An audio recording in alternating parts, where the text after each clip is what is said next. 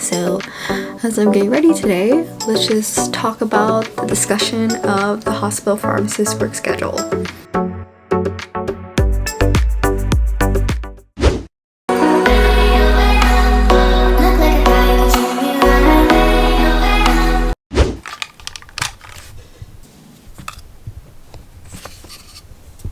I figured let's try something new today. So for my role, for those that aren't aware, I do days for 6 months at a time. And then after 6 months, I switch over to nights. And then I do nights for 6 months, and then I switch back. So obviously when I started, I was on days.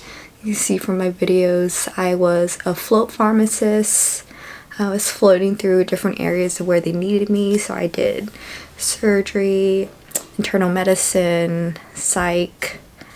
So when I'm on days, the schedule's pretty straightforward. It's 8-hour shifts, and I work 5 days a week, and I get the weekends off mostly. If I work a weekend, we work like 1 weekend a month because obviously we're a hospital and hospitals never close. So if I were to work a weekend, I would get 2 weekdays off. And it could be consecutive 2 days, or it could just be those 2 days spread out. But overall, it wasn't too bad. I'm putting on sunblock right now. When I'm on nights, the schedule is pretty different. It is 7 days on and 7 days off. And instead of 8-hour shifts, it's 12-hour shifts. So it goes from 7:30, no, it goes from 7 to 7:30 in the morning for 6 days, and then the last day I have is a short day, so it's from midnight to 8 o'clock. When on days, the times could vary, so depending, if I'm covering medicine, most of the shifts are 7:30 to 4. And there are days where I'll have to cover, central pharmacy, and it'll be a later shift. The latest shift I've done when I was on days was the ER swing shift. So it'll be from 3:30 till midnight or something like that. But I didn't do that shift very often. The first couple months of nights, working 7 days on, 7 days off, it wasn't that bad, It's not crazy busy all the time. There are definitely some dead hours in the middle of the night where you can kind of like relax, unwind. You're allowed to bring in like an iPad or something so you can watch Netflix or just, whatever you want to do on your own time. So it was kind of nice. I felt like I was just, during those dead hours, I felt like I was back at home, just chilling, relaxing. So I didn't feel like that stressed or like, I don't know. Like it wasn't that bad. It was doable. But last week, that was like the worst week I've worked. And it just made me change my whole mind. Like it was busy from 7:30 to 7. Literally, like it did not die down. I was so exhausted. So obviously it's gonna vary a lot. So there's gonna be good days and it's gonna be not so good days, and I think that's pretty standard for even the day shift. There's gonna be hard days too. But I think personally, after experiencing both like 8 hours, Monday to Friday versus 7 days on and off, the 7 days off are nice and all, and I definitely know some coworkers who prefer the schedule and they love it. I personally do not, because for me, I value my weekends, and that's where, obviously I'm still young, that's where most of the time I hang out with my friends, my family. That's when everything is, and we all look forward to the weekend.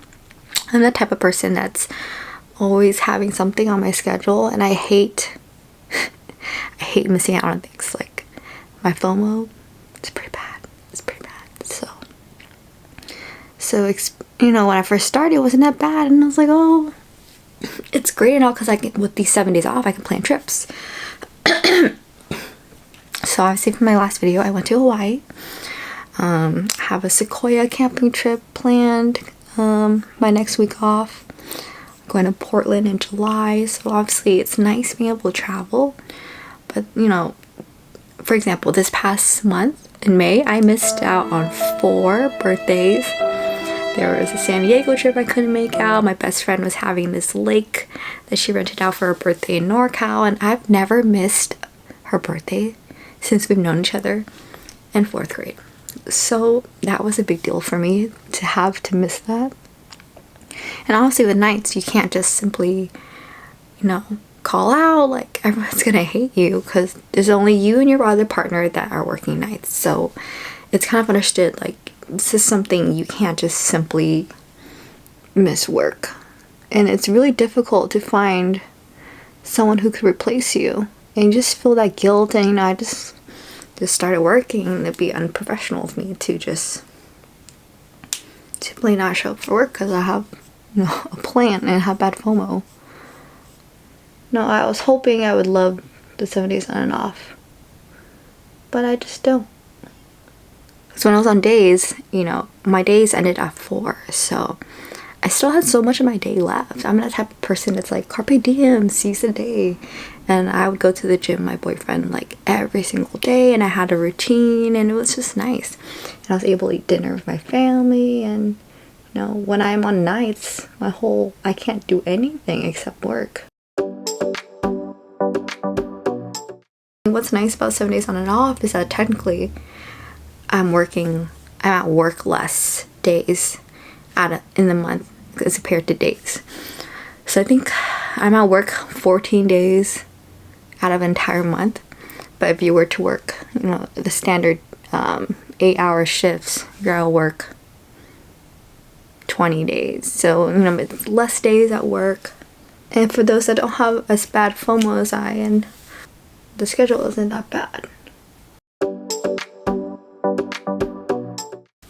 I don't believe in someone being strictly extroverted and introverted. I personally think there's a spectrum. Like, some people lean more towards the other, and I used to lean more towards extroverted. I love being around people, getting the energy. And since working nights and I'm just by myself and I'm doing my own thing, I feel like my pendulum has swifted and I'm like more introverted now. And sometimes I just like that solidarity at work. It's weird. Ah, shit. See, look at my bags. I've been wearing concealer more often now because the eye bags for working nights get in. Still kind of there, but you know. Well, I hope you like that. It was nice chatting with you. Just wanted to give you a real update on my life, my thoughts on all these different hospital shifts, and my honest thoughts.